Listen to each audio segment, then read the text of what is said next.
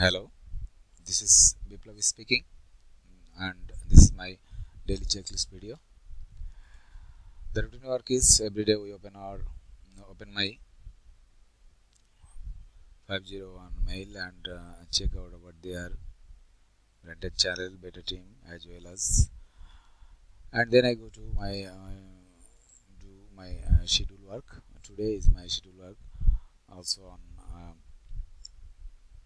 Gold Crest because of yesterday I didn't finish all that products, and today I finished all that, and I got some our FBM, but we have got two products restricted, so it's set on my ultimate list restricted file, and also one product have, and that is set on my um, my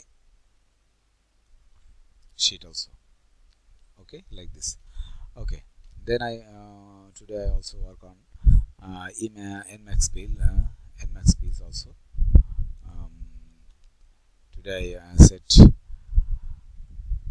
for one properties bill, and now October month is clear to looking this, and also work on KG ads, and today I reply this rentee tenant, and also submit his detail on